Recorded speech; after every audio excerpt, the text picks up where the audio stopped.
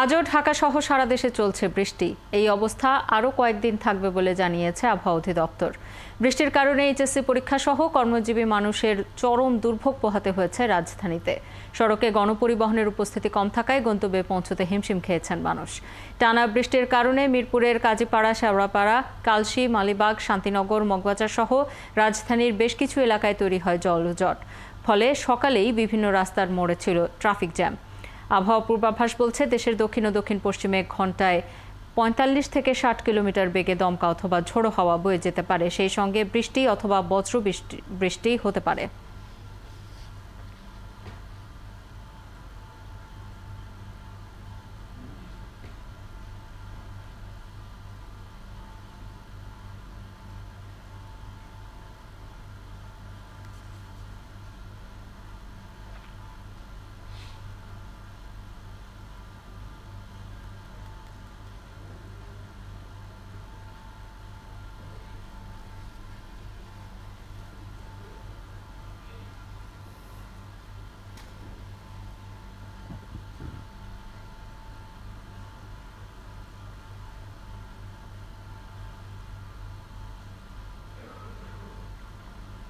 রাজধানীর আবহাওয়া পরিস্থিতির আরো খবর জানাতে আমাদের সাথে যোগ দিচ্ছেন সহকর্মী হাবিব রহমান।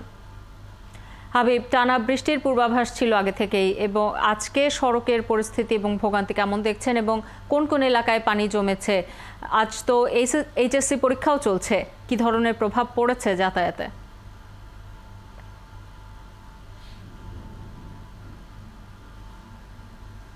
দিন ধরেই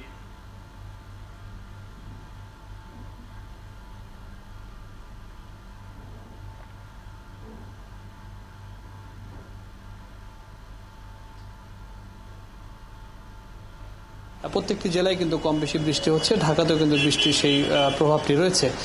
আবহাওয়া অফিস যেটি বলেছে যে বৃষ্টি আরো ৩-৪ দিন হবে, অর্থাৎ ৫ জুলাই পর্যন্ত টানা বৃষ্টি চালু হবে। কোথাও ভারী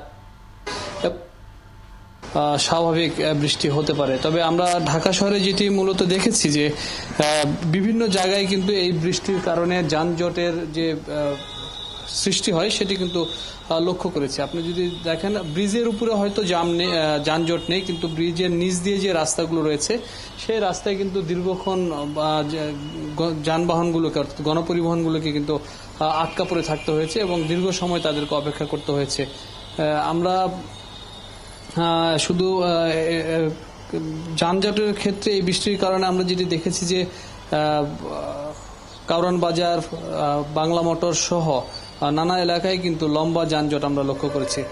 তবে যে ভোগান্তির বিষয়টি, সেটি যানজটের কারণে মানুষের চলাচলের অনেকটাই কষ্ট করে তাদের কর্মক্ষেত্রে যেতে হয়েছে এবং শিক্ষার্থীদেরকেও কিন্তু, যেহেতু এইচএসসি পরীক্ষা চলছে, সেক্ষেত্রে শিক্ষার্থীরা কিন্তু অনেকটা ভোগান্তির মধ্য দিয়ে তাদের কেন্দ্রে তাদেরকে পৌঁছাতে হয়েছে এবং বলা চলে যে ১ ঘন্টা বা ২ ঘন্টা আগে তাদেরকে বাসা থেকে বের হতে হয়েছে তাদের কেন্দ্রে যাওয়ার জন্য। এটি আসলে একটি বড় সংকট। বা আপনি জানেন যে প্রতিনিয়ত বৃষ্টি হলে এই সংকটের মধ্যে মানুষকে পড়তে হয় এবং নগরবাসীকে এই ভোগান্তি নিয়েই কিন্তু এই বৃষ্টির মধ্যে যানজট চলাচল করতে হয়। একটু বলে রাখা ভালো যে যদিও বারবার বলা হচ্ছিল যে এই ভোগান্তি থাকবে না বৃষ্টি হলে, সিটি কর্পোরেশনের পক্ষ থেকে বলা হচ্ছিল যে ভোগান্তি বৃষ্টিতে জলজট বা জলাবদ্ধতা হবে না, কিন্তু তার কিন্তু তেমন কোনো পরিবর্তন আসলে এই রাজধানীতে কিন্তু আমরা আসলে লক্ষ্য করছি না। বৃষ্টি হলেই, ভারী বৃষ্টি হলেই কিন্তু জলজট কিংবা জলাবদ্ধতার সৃষ্টি হয় রাজধানীতে। এবং বলে রাখি যে আগামীকাল ৩ তারিখ আবহাওয়া অফিস যেটি বলেছে যে ৩ তারিখে আরো ভারী বৃষ্টিপাত হওয়ার সম্ভাবনা রয়েছে। ঢাকাতেও বৃষ্টিপাত হওয়ার সম্ভাবনা রয়েছে। সেক্ষেত্রে জলজট কিংবা যানজট যেটি আমরা বলি এই বৃষ্টির কারণে, সেটি হওয়ার কিন্তু সম্ভাবনা।